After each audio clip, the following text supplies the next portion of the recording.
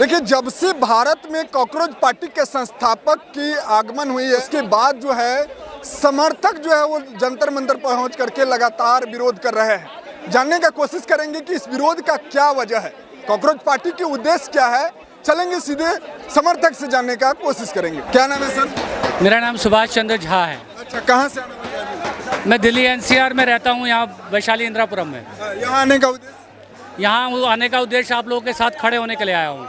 हमारे साथ आप भी एक युवा हैं, तो आज जिस तरह से देश में जो है एजुकेशन इमरजेंसी की समस्या है, हम देश का जो एग्ज़ाम का जो पूरा सिस्टम है वो कॉम्प्रोमाइज्ड है और गरीब और लोअर मिडिल क्लास के पास अपने आप को ज़िंदगी में अपलिफ्ट करने का एक ही तरीका होता है, पढ़ाई ही सबसे महत्वपूर्ण औजार होता है। आज उसी औजार की धार को कुंद करने का प्रयास हो रहा है और आप समझिए इस चीज़ को कि यदि UPSC के यदि एग्ज़ाम लीक नहीं होते तो नीट के क्यों हो जाते हैं। हमारे पास एक व्यवस्था है ना ऑलरेडी, हम चाहें तो UPSC के द्वारा हम ये इस तरह के एग्ज़ाम करा सकते हैं ना। तो कहीं ना कहीं राजनीतिक इच्छा शक्ति की कमी दिखाई देती है और ये जो माफिया बोला जाता है वो सबसे निचले पायदान पे है। इसका कनेक्शन तो बहुत ऊपर तक जा रहा है। अभी हम जो CBI की इंक्वायरी देख रहे हैं तो इसके तार नागपुर तक जुड़ रहे हैं। जब हम नागपुर की बात करते हैं तो इस देश की राजनीति में नागपुर का बहुत महत्वपूर्ण स्थान है, क्योंकि नागपुर खाली संतरे के लिए ही फेमस नहीं है। नागपुर में RSS का मुख्यालय भी है, वही RSS जिसने बरसों बरस भारत का तिरंगा अपने कार्यालय पे नहीं फहराया। आज यदि हम अपने बच्चों के लिए, ख़ास तौर पे लोअर मिडिल क्लास और गरीब आदमी, आप एग्ज़ाम का सिस्टम नहीं बचा पाया तो हम लोग तो बर्बाद हो जाएंगे। हम तो पढ़ ही नहीं पाएंगे। यदि पढ़ नहीं पाएंगे तो हम क्या कर पाएंगे।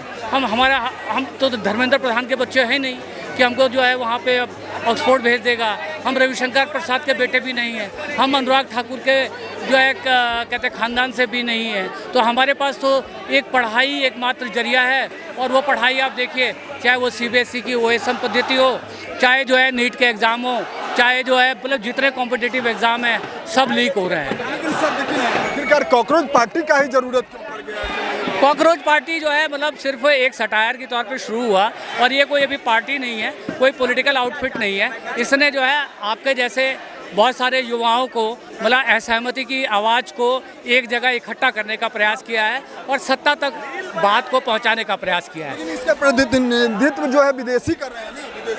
कौन? अभिजीत दीपके जो है विदेशी नहीं है और पूर्णतः भारतीय हैं। बोस्टन जो है पढ़ने के लिए गए थे, पढ़ाई उनकी ख़त्म भी हो गई है, अब वापस आ गए हैं। उन्होंने बोला था कि डंटा लठ ले करके जंतर मंतर। ऐसा कुछ नहीं बोला था, दिखा दीजिए हमें। ऐसा कुछ नहीं बोला उन्होंने, आप दिखा दीजिए हमें। आप बिल्कुल गलत बोल रहे हैं। यदि ऐसा कुछ भी बोला है एक वीडियो हमें दिखा दीजिए। लाठी डंडा लाने के लिए बोला पिंकी शुक्ला ने, नाम तो सुना होगा पिंकी शुक्ला का। आज पिंकी शुक्ला के बहुत सारे आदमी हैं यहाँ। क्या लाठी डंडा वाला? बिल्कुल अफवाह है, एकदम अफवाह है। और मैं यहाँ से क्या मैसेज आएगा? यहाँ से मैसेज ये जा रहा है कि 35% आबादी जो है वो युवाओं की है, जेन जी की है।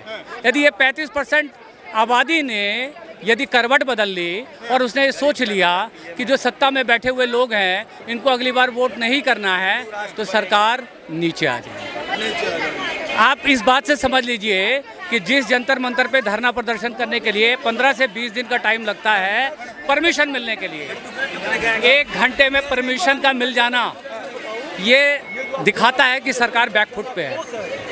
1 घंटे में जंतर मंतर पे परमिशन मिल जाना नहीं मिलता है। सरकार क्या नाम है? बाबू साहब कुछ नहीं, अपने राइट्स के लिए लड़ने आए हैं। बाबू साहब अपने राइट्स के लिए लड़ने आए हैं कि एजुकेशन मिनिस्टर इस्तीफा दे।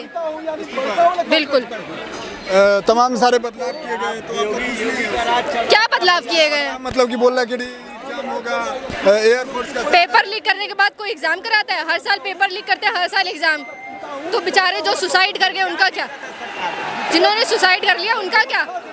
इस्तीफा इस्तीफा देने से होगा ना कि कोई ऐसा लीडर बिठाया जाए, कोई ऐसा पर्सन बिठाया जाए जो पढ़ा लिखा हो, जो देश को चला सके। यह नहीं कि किसी भी अरे गहरे को बिठा दिया। कॉकरोच पार्टी का जरूरत, हाँ, कॉकरोच पार्टी ग्रुप पार्टी का जरूरत क्यों पड़ गया? क्यों जरूरत पड़ गया? क्योंकि हम जैसे युवा को जिन्होंने नाली बनाई उसमें कह रहे हैं कि कॉकरोच निकल रहे हैं, तो फिर कॉकरोच को समर्थन देंगे ही ना। आज क्या मैसेज आ गया यहाँ से? कि आज का युवा अनअवेयर नहीं है, वो अवेयर है, उसको पता है उसके क्या राइट्स हैं और उसको उसके लिए लड़ना भी आता है। बहुत